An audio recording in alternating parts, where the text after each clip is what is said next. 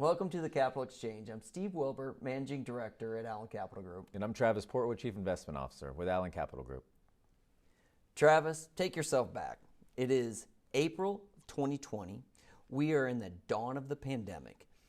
Due to the uncertainty we're facing, Freddie Mac projects home prices are going to be falling a half of a percent over the next year.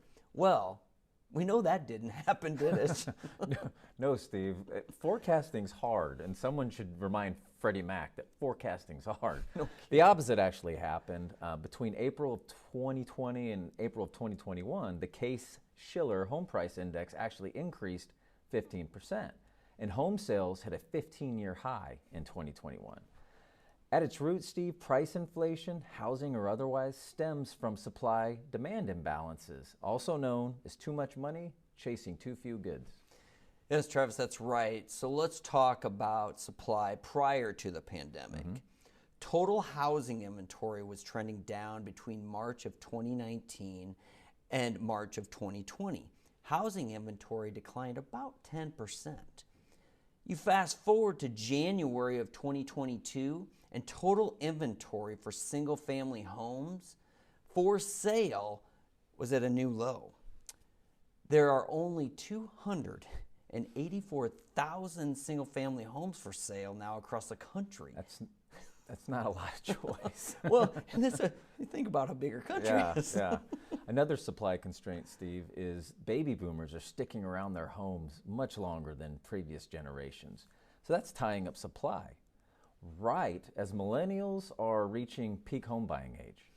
We're also seeing zoning restrictions in some pockets of the country that's limiting supply due to the new laws. And, we've talked about it in the past, supply chain issues are also slowing down new construction. I mean, we're hearing stories of builders waiting 40 weeks for windows or garage doors on these new builds. It's crazy. So that's supply, Steve. Let's talk about demand. Starting with the obvious, remote work has stimulated demand for more space at home, which has led to a demographic reshuffling. I mean, you might have skyrocketing home prices in cities like Salt Lake that look steep to the locals, but they're not unreasonable to people from Seattle who might be looking to move to Salt Lake because prices are way higher in Seattle. Yeah, good point, Travis. And the outside capital you're talking about isn't limited to individuals. We are seeing institutional money come in as well. This money is buying homes for rentals and running some Airbnbs on a smaller level or a smaller scale. A lot of these deals coming from institutional space are all cash too. And the institutional buyers are using technology today, which allows them to research everything a lot faster and buy homes up faster than we have ever seen. Yeah, so the jump in home prices here isn't driven by the same risky borrowing that inflated the housing bubble back in 2006. Rather, we're seeing home buyers flush with pandemic savings, strong credit ratings, taking out conventional loans at all-time low rates, right? Yeah. So we've got high-quality borrowers using high-quality products to obtain these properties. Different situation.